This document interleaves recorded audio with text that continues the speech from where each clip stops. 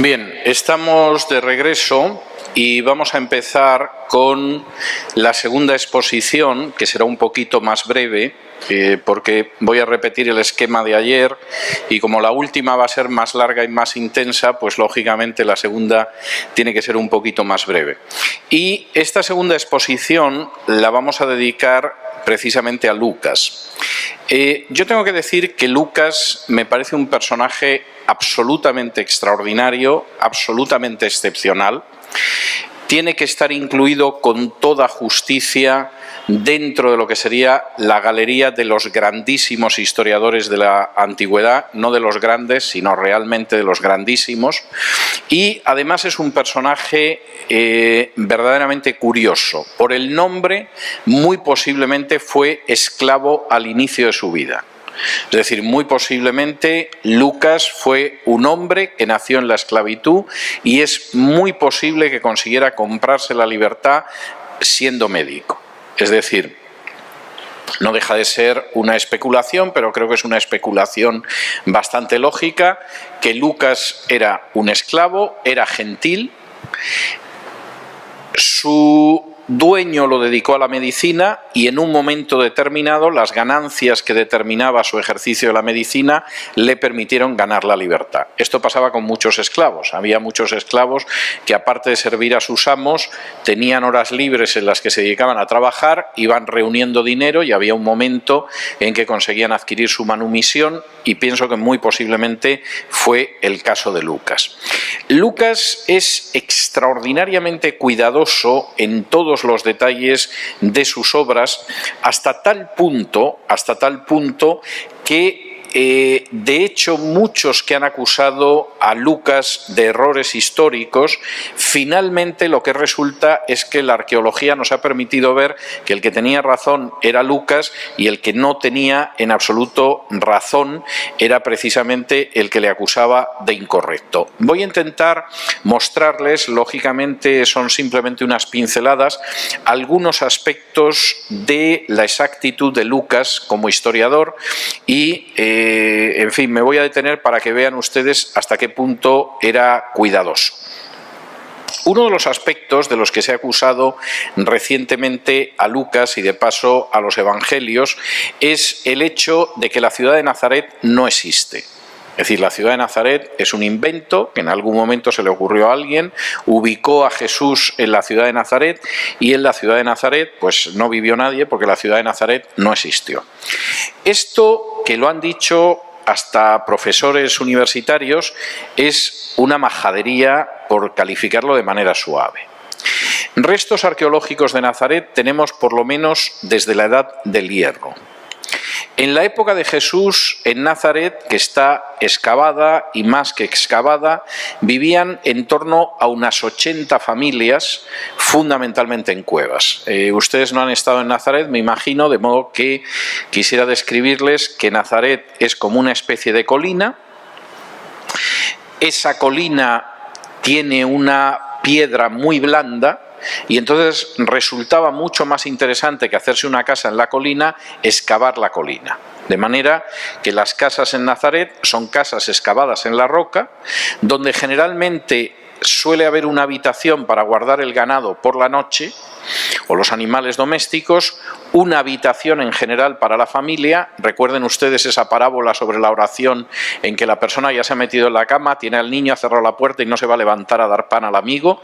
Bueno, pues seguro que Jesús recordaba alguna casa de ese tipo, porque efectivamente una vez que te metías la cabra, la oveja, acostabas al niño a ver quién se levantaba a darle pan a un amigo. Y cuando uno ve las casas de Nazaret, esto es muy claro. Y un pueblo pequeño en el que incluso hoy en día se puede ver el lugar desde el que quisieron despeñar a Jesús, porque solo hay un lugar en la pequeña Nazaret, no hablo de lo que ha ido creciendo con el paso de los siglos, sino la Nazaret inicial, que es una especie de colina, donde efectivamente es el único sitio desde el que te pueden despeñar. Y cuando en Lucas 4 Lucas relata eso, seguramente porque se lo contó alguien de Nazaret que lo había contemplado, efectivamente está siendo muy exacto en cuanto a lo que era Nazaret. Por si esto fuera poco, en Nazaret hay una serie de restos arqueológicos que son muy interesantes y que cuando yo en su día estaba redactando mi tesis doctoral en historia, tuve ocasión de visitar y fotografiar. Por ejemplo, en Nazaret están todavía algunos restos de una sinagoga judeocristiana del siglo I. Es decir, el lugar en el que se reunían los primeros seguidores de Jesús en Nazaret en el siglo I, se conserva una parte, y una de las partes que se conserva es el bautisterio. Y el bautisterio es una especie de pequeño estanque o pequeña piscina al que se descendía bajando unos escalones que tenían el suelo y las paredes de mosaico. Y yo he tenido ocasión de verlo y ocasión de fotografiarlo. De modo que claro que en el siglo I no solo es que vivía allí gente y vivió Jesús, sino que además hubo una pequeña sinagoga cristiana. Y incluso, ya en el colmo de la ignorancia de la gente que niega esto, en Nazaret se conserva un pequeño resto de la tumba del último pariente de Jesús.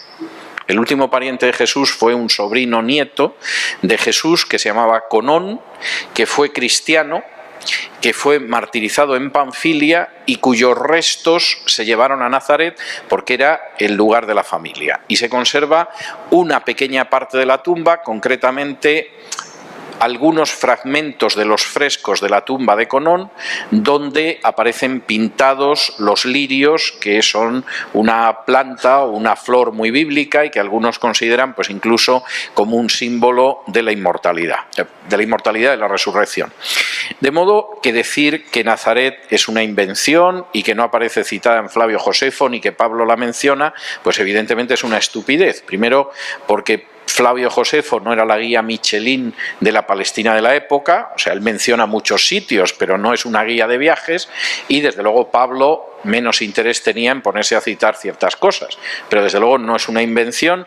Hay muchos restos arqueológicos del cristianismo primitivo y concretamente la Nazaret de la época de Jesús está muy excavada y ahí efectivamente vivían en torno a unas 80 familias en la época de Jesús.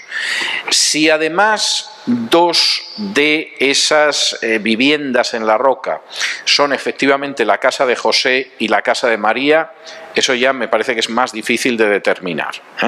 Hay testimonios en ese sentido del siglo IV, pero son testimonios tardíos. Yo ahí no sería tan optimista, pero que evidentemente Nazaret es un lugar que se dio la circunstancia de que, por supuesto que existía, hubo una sinagoga judía, después una sinagoga judeocristiana, está un lugar desde el que pudieron despeñar a Jesús y vivían familias, eso no tiene discusión alguna. E intentar invalidar los evangelios y especialmente Lucas diciendo que Nazaret no existió, de nuevo solo puede obedecer a la peor mala fe o a una ignorancia verdaderamente estratosférica. Otro de las cuestiones que se alegan para contradecir a Lucas es el relato del censo que hace que en un momento determinado Jesús nazca en Belén. Y entonces, generalmente, los que quieren invalidar el testimonio de Lucas dicen que a la gente se la censaba en su pueblo y, por lo tanto, si estos vivían en Nazaret, ninguna necesidad de bajar a Belén, y que además en esa época no se produjo el censo porque se habla de Quirino y Quirino efectivamente realizó un censo, pero el censo es posterior. Primero, había censos que efectivamente se realizaban en tu población, pero había censos que obligaban a que una persona para censarse y pagar regresara a su hogar doméstico. Les voy a leer concretamente un censo romano del año 104, un edicto de censo, que es el mismo modelo que registra Lucas en su Evangelio y que dice así: Vivio Máximo, prefecto de Egipto, proclama que estando próximo el censo por casas, se hace necesario notificar a todos los que por cualquier razón se hallen fuera de sus nomos, de su provincia de origen, que deben regresar a sus hogares domésticos para que puedan cumplir también con el censo y continuar con la labranza que les pertenece. Es decir, ocasionalmente el censo era un censo que podía realizarse en la población y en otras ocasiones obligaban a la persona a regresar a su lugar de origen precisamente para tomar el censo desde su lugar de origen. Y tenemos ejemplos paralelos. Y en este sentido es bastante interesante porque efectivamente José va a censarse a Belén porque es de la familia de David, sus orígenes están en Belén, baja a Belén. En ese momento María entra en el parto, se pone de parto y nace Jesús en Belén, de acuerdo a la escritura de Miqueas 5, donde se habla del lugar en el que nacería el Mesías. De modo que lejos de ser un invento de Lucas, ese tipo de censo, ese censo era muy común. Lo mismo sucede con la referencia a Quirino. De hecho, Quirino, siendo gobernador de Siria, efectivamente decretó un censo posterior, pero sabemos que efectivamente hubo un censo anterior, que Quirino además actuaba como gobernador de Siria con funciones de gobernador en la zona antes, y sobre todo que además Lucas no dice que el censo lo decretara Quirino, sino que fue un censo previo al momento en el que Quirino fue gobernador de Siria, es decir, no está diciendo nada que choque con la historia. De modo que las grandes objeciones en contra del cuidado histórico de Lucas son absurdas. Sin embargo, es curioso lo exacto que es Lucas a la hora de hablar de los títulos. Tengo que decir que mucho más exacto que cualquier historiador. Vamos a ver alguno. Por ejemplo, si van ustedes al libro de los Hechos, capítulo 13,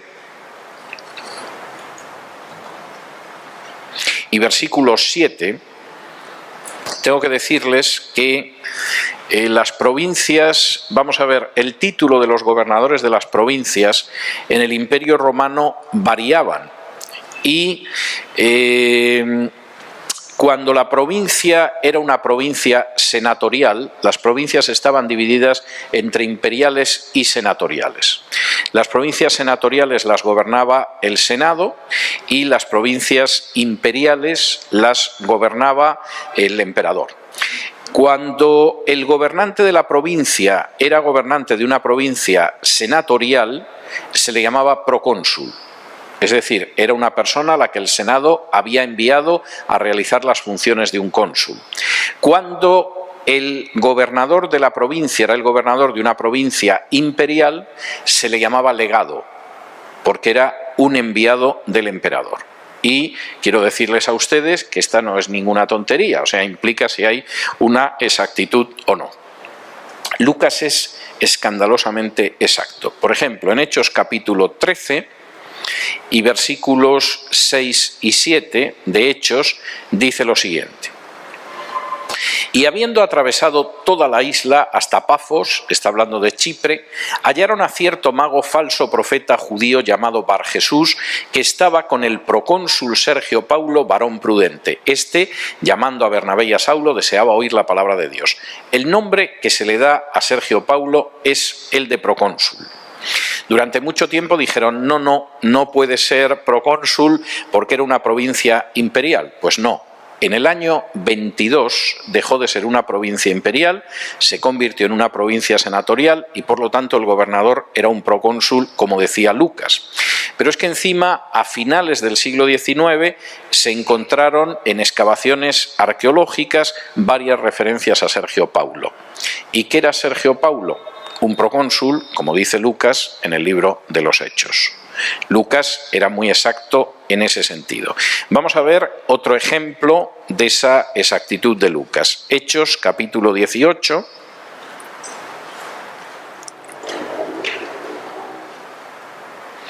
Y versículo 12.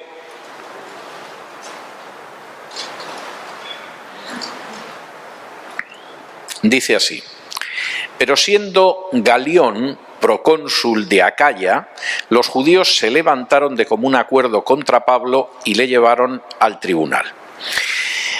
Galión era procónsul de Acaya y ustedes dirán, ¿y qué? Bueno, primero el título es correcto, pero además es que el nombre administrativo de esa región es el nombre oficial, el correcto lo da Lucas.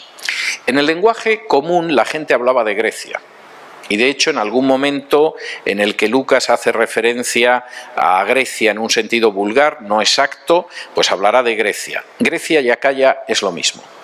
Pero en términos oficiales, el título correcto no era el procónsul de Grecia, aunque ese fuera el nombre habitual. El título correcto era procónsul de Acaya, y es el título que utiliza Lucas. Lucas es muy exacto. En algunos casos, incluso demuestra que tenía un conocimiento muy directo de lo que estaba contando. Por ejemplo, vayan ustedes a Hechos, capítulo 19, capítulo maravilloso donde se cuenta toda la sublevación de Éfeso, y me voy a detener un poco aquí. Y fíjense que en el capítulo 19 y versículos 38 y versículo 38 dice lo siguiente: que si Demetrio y los artífices que están con él tienen pleito contra alguno, audiencias se conceden y procónsules hay. Acúsense los unos a los otros. Y evidentemente no falta el que dice, gran error, porque solamente puede haber un procónsul. Y se está diciendo procónsules hay. Hombre, si la idea es que hay jueces en general, a lo mejor no está tan mal, pero aquí seguramente Lucas se equivoca. No, Lucas acierta aquí de una manera escandalosa. Antes del episodio de Pablo en Éfeso, el que era procónsul de Asia, que era Junio Silano, fue asesinado.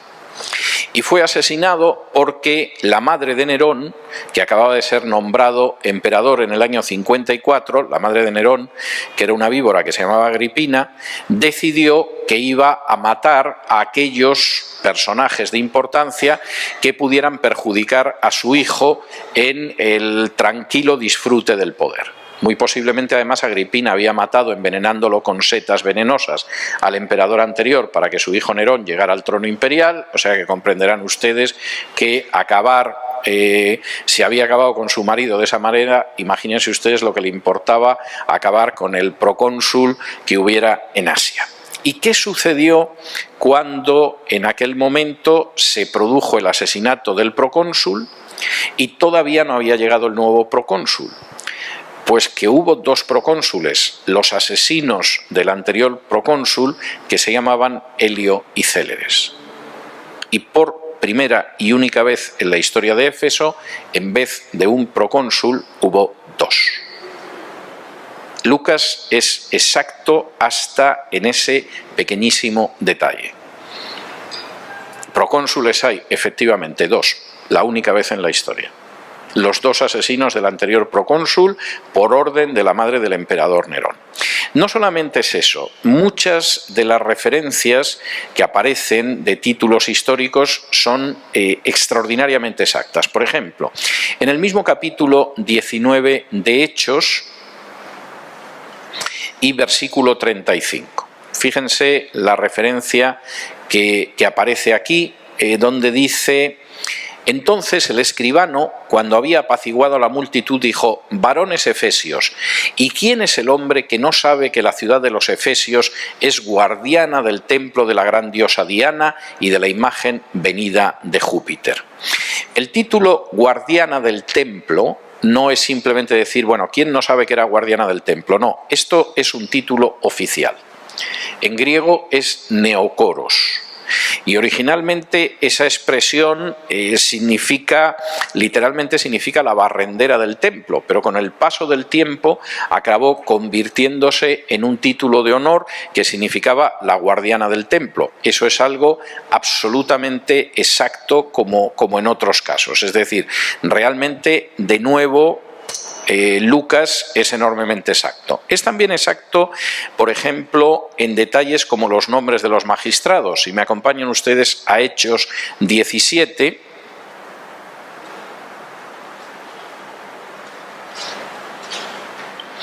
y aquí la Reina Valera traduce autoridades, pero yo les voy a decir el término que aparece. En Hechos 17, del 6 en adelante, dice: pero no hallándolos, trajeron a Jasón y a algunos hermanos ante las autoridades de la ciudad. el término en griego es politarcas, gritando: estos que trastornan el mundo entero también han venido acá, a los cuales Jasón ha recibido, y todos estos contravienen los decretos de César, diciendo que hay otro rey, Jesús. Y alborotaron al pueblo y a las autoridades de la ciudad, oyendo estas cosas. El término autoridades de la ciudad es en griego politarcas, y efectivamente es un término enormemente exacto. Es precisamente como se llamaban los magistrados que había en Tesalónica. De nuevo es exacto.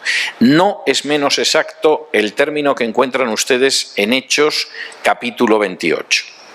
Si me acompañan a Hechos capítulo 28,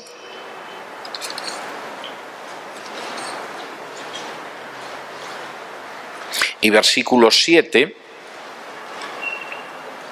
de nuevo aparece un término que es enormemente interesante porque además es exacto. En Hechos 28:7 dice: en aquellos lugares había propiedades del hombre principal de la isla, llamado Publio, quien nos recibió y hospedó solícitamente 3 días.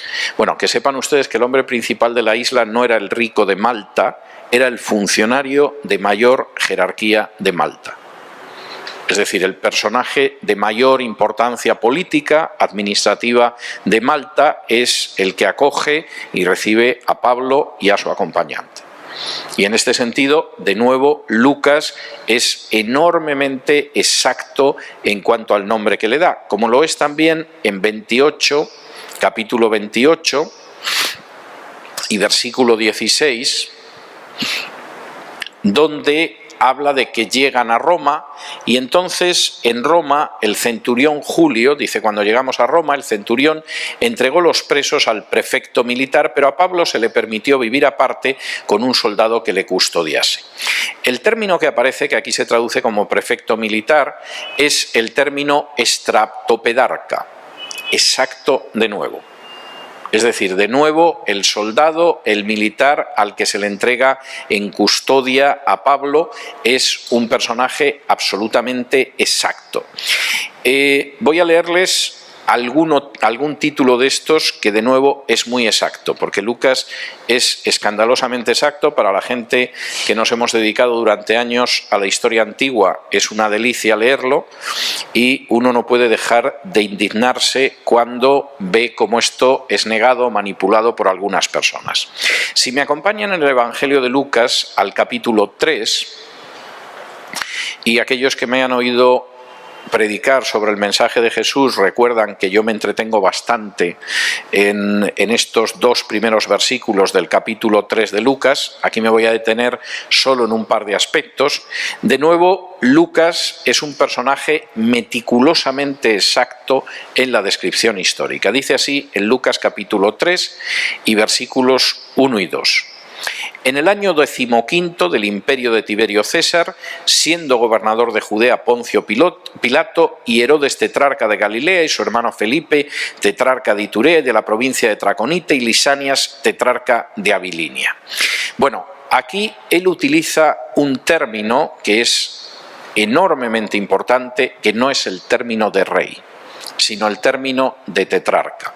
Alguno de ustedes lo recordará, pero para aquellos que no lo sepan, el predecesor de estos gobernantes fue el rey Herodes el Grande.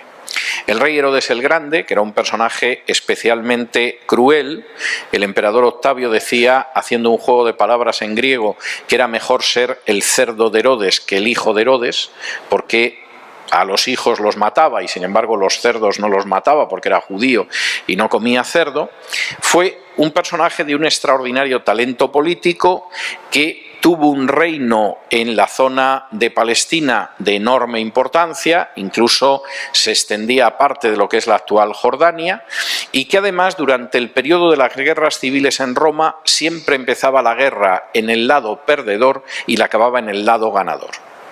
Por ejemplo, cuando en un momento determinado Marco Antonio y Cleopatra se enfrentaron con Octavio César, él empezó la guerra ayudando a Marco Antonio y Cleopatra, incluso a Cleopatra le regaló unos palmerales en la ciudad de Jericó, y cuando vio que Marco Antonio y Cleopatra perdían la guerra, cambió de bando y Octavio aceptó su amistad porque los romanos eran muy prácticos y Herodes conseguía que no hubiera problemas y que además se recaudaran los impuestos, que era lo que fundamentalmente les interesaba a los romanos. Pero cuando murió Herodes, sus hijos, que moralmente no eran mejores que Herodes, no eran tan inteligentes como Herodes. Y los romanos dividieron el reino de Herodes en 4 partes. Tetrarca significa el gobernante de una cuarta parte.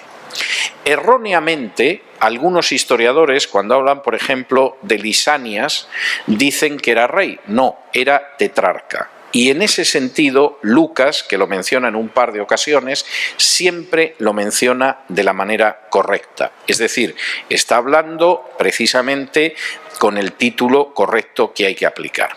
También es curioso la manera en que, por ejemplo, Lucas menciona algunos episodios que merece la pena detenerse en ellos cuando uno está leyendo Hechos y que implican un conocimiento enorme de la zona en la que están. Acompáñenme, por ejemplo, a un versículo en Hechos 19. Hechos 19.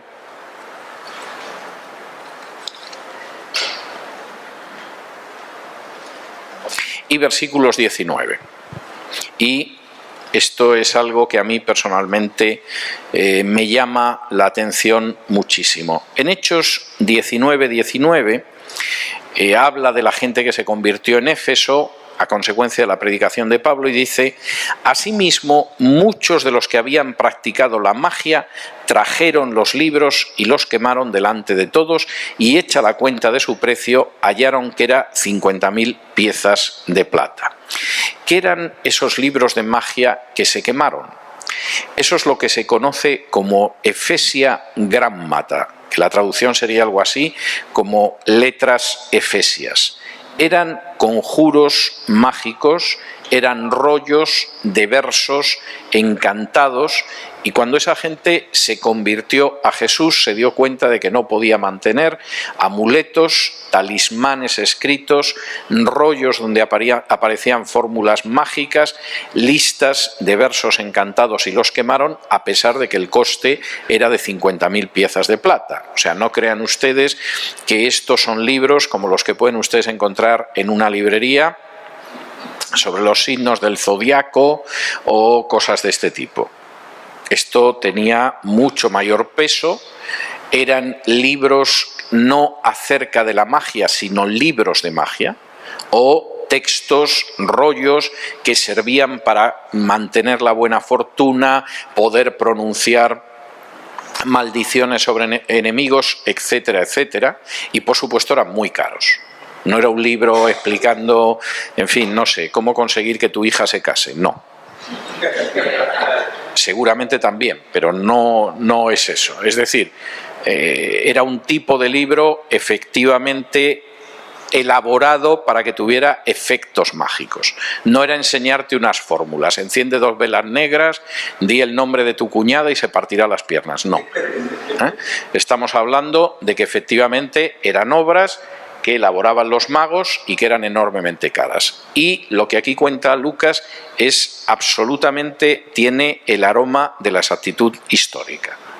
Aquella gente se convirtió escuchando a Pablo, se deshicieron de todo lo que significaba hechicería y magia, que era algo enormemente importante en Éfeso, y lo hicieron a pesar de que eso significaba un coste enorme, porque ciertamente esos libros eran libros muy caros, eran libros carísimos. Quisiera añadir un último aspecto en el caso de Lucas que me parece interesante. Mencionaba antes que Lucas es el único autor no judío del Nuevo Testamento. Mencionaba que posiblemente fue esclavo en su día y era médico. Es enormemente interesante, aunque no podemos detenernos en ello, es enormemente interesante la manera en que Lucas contiene términos de origen médico que se pierden de alguna manera en lo que sería la traducción al español, porque efectivamente es complicado en ese sentido, pero que cuando uno lo está leyendo en griego uno se queda admirado. Por ejemplo, cuando Jesús en Lucas 4 desenrolla el rollo de Isaías en la sinagoga, la palabra que utiliza Lucas es una palabra que también se utiliza para desenrollar vendas. Y posiblemente dentro de desenrollar, pues Lucas, que estaba acostumbrado a desenrollar más vendas que otras cosas, cuando describe que Jesús desenrolló, utiliza la palabra para desenrollar vendas. Es el personaje más crítico con los médicos que habían estafado a la pobre mujer que tenía flujo de sangre. En lugar de ocultar que se había gastado en médicos todo lo que había, Lucas acentúa bastante que hay matasanos que estafan a gente como esta pobre mujer que si no se llega a encontrar con Jesús nunca se habría curado del flujo de sangre.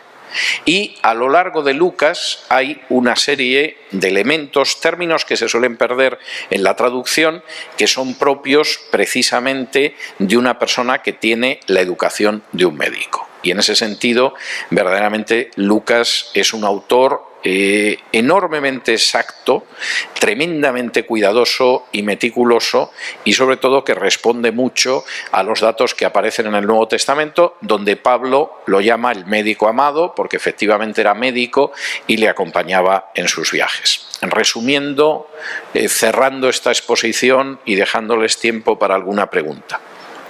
En contra de lo que se suele decir, y Lucas es bastante claro, el libro de los Hechos no es una novela. O sea, no es una novela de aventuras en la que Pablo va por muchos sitios y naufraga y consigue llegar a Malta y lo llevan a Roma. El Evangelio de Lucas no es en absoluto pues un conjunto de leyendas sobre Jesús ni cosa parecida. Tanto el Evangelio como el libro de los Hechos son textos historiográficamente muy bien construidos. La terminología que aparece es una terminología más exacta que por regla general la que encontramos en los historiadores de la antigüedad. Incluso mucha de esa terminología no se ha podido establecer hasta el siglo XIX, cuando se realizaron excavaciones en Asia Menor y se vio que era Lucas el que tenía razón y no otros autores clásicos. Son textos que además siguen toda la metodología propia de un historiador. El examen de documentos, la utilización de testigos y, por supuesto, van incorporando todos esos materiales, incluyendo el testimonio ocular de Lucas cuando él estaba presente.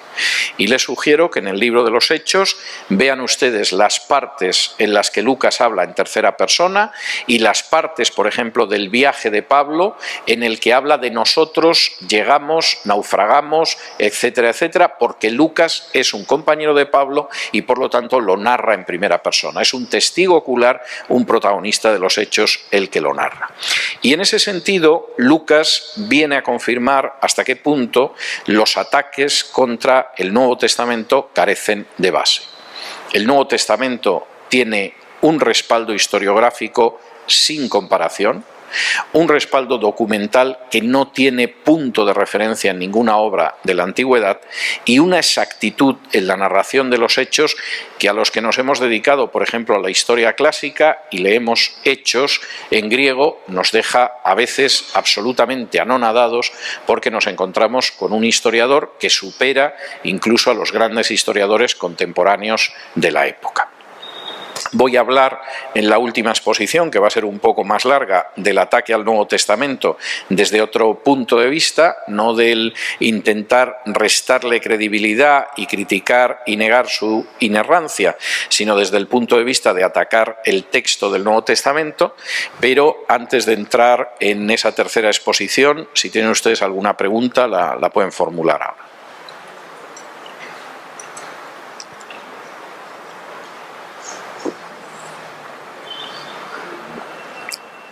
Sí.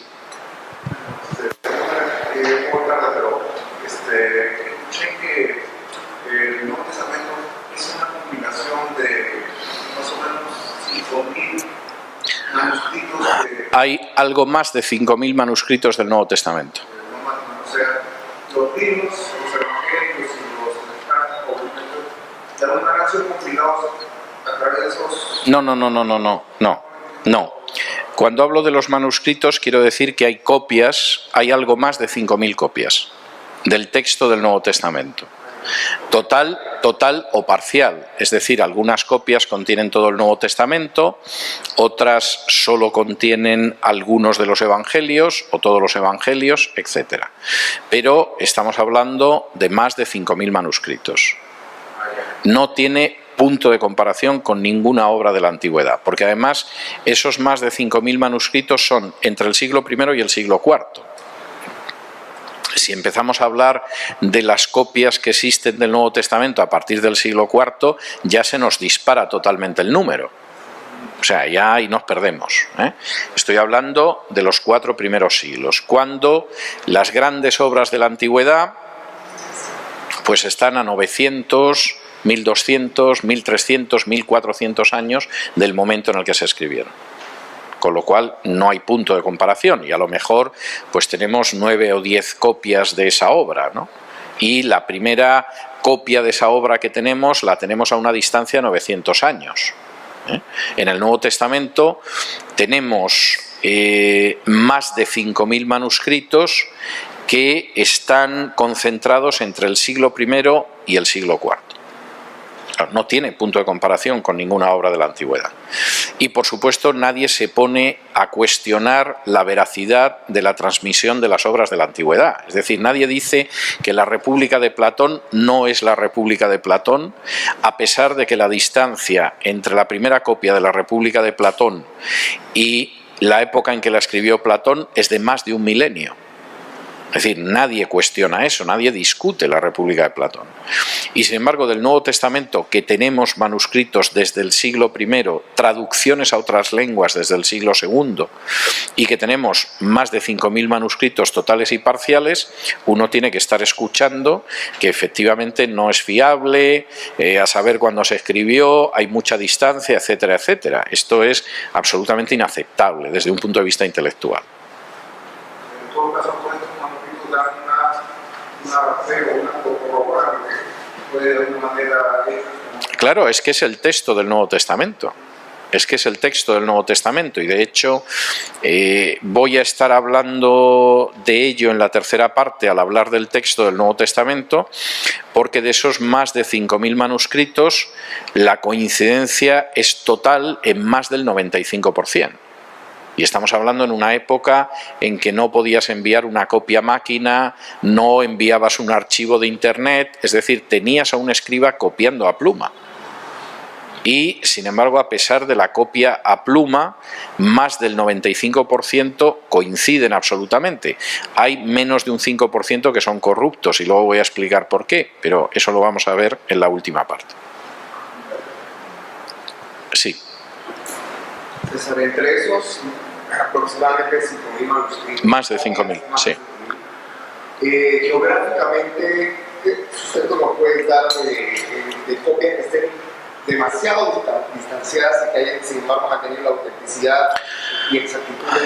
Bueno, es que por ejemplo, las traducciones, vamos a ver, para que nos hagamos una idea, las traducciones ya del siglo II están de un extremo al otro del imperio.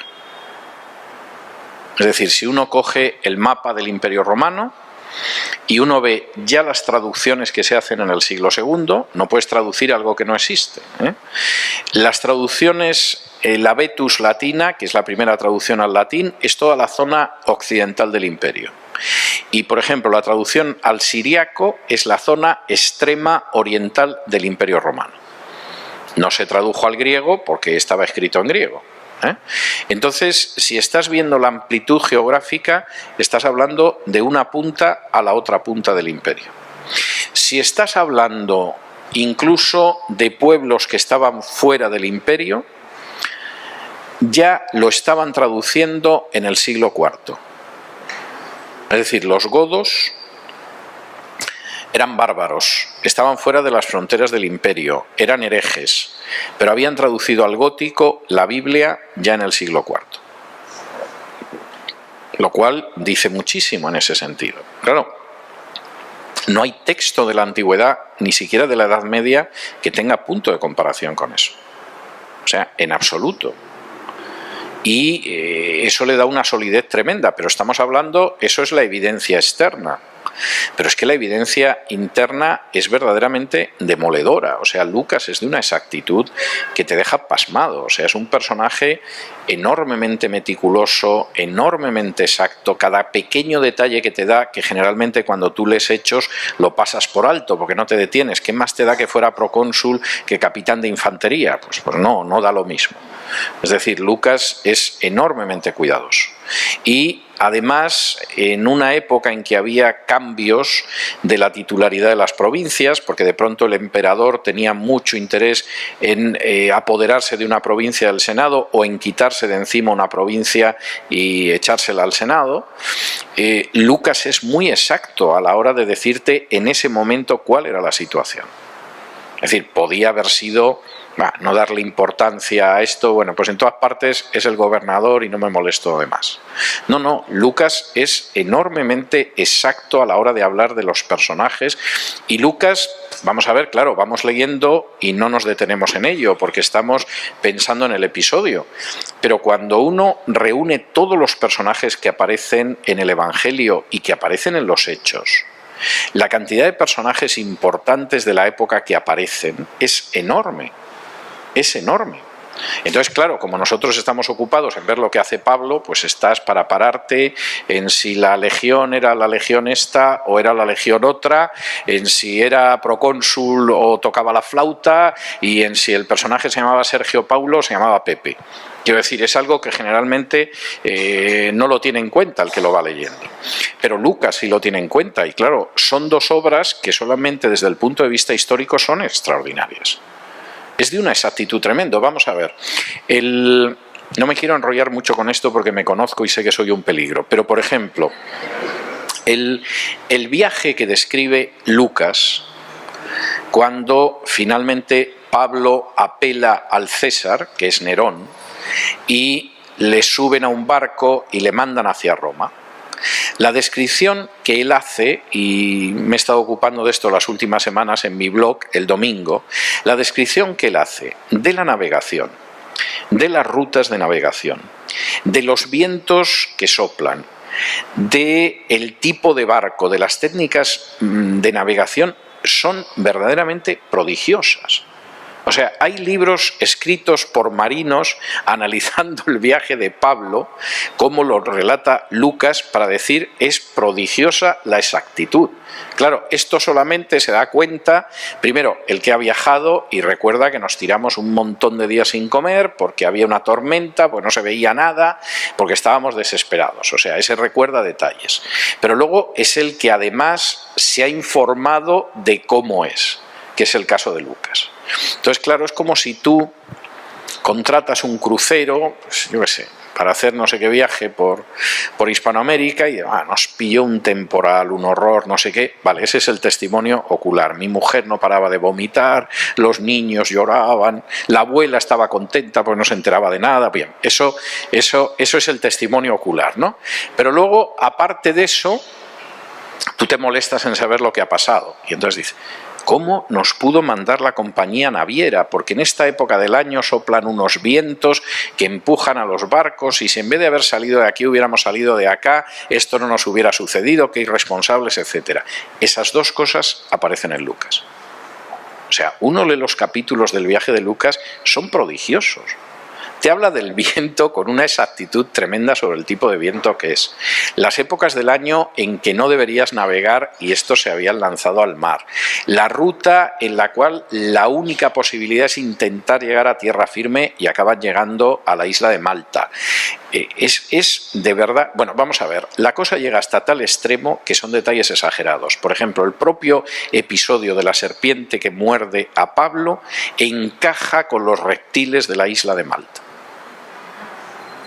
Es decir, es algo, vamos a ver, yo me tengo que limitar a dar unas pinceladitas, porque no me puedo pasar 12 horas explicando aspectos históricos del libro de los Hechos, aunque la tentación la siento. Pero la exactitud es tremenda y en el Evangelio de Lucas igual.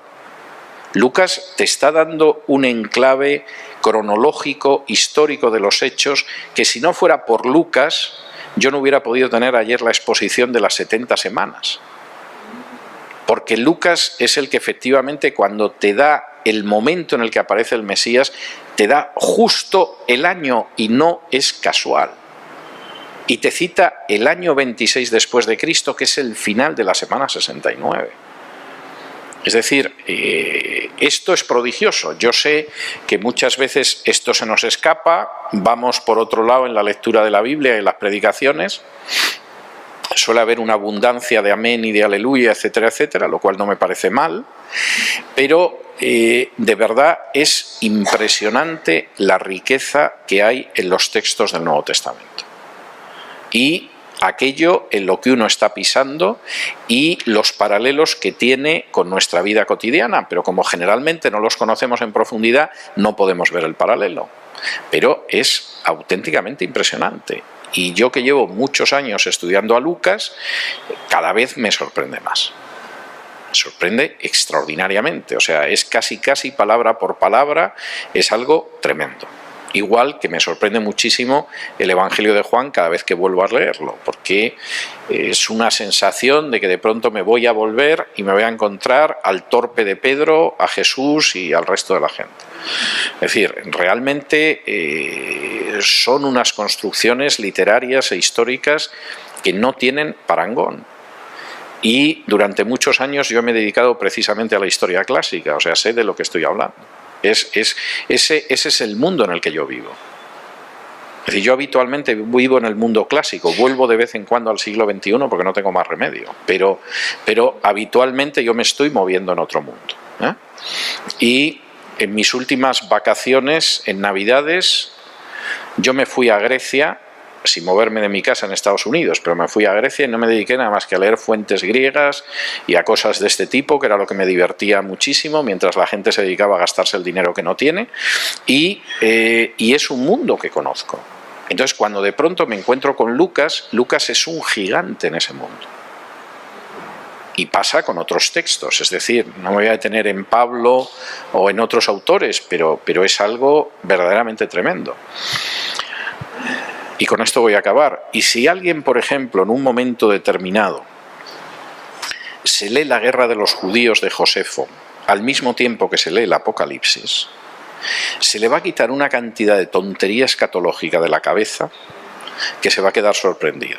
Es decir, uno de los problemas para muchas de las interpretaciones de la Biblia y para muchas de la falta de aprecio de la profundidad y la grandeza del texto bíblico está en la ignorancia histórica. Y la ignorancia es muy mala. Esa es la realidad. Bueno, les voy a dar 5 minutos de descanso, pero ni uno más. Y vamos a entrar con la última exposición sobre el ataque al texto de la Biblia.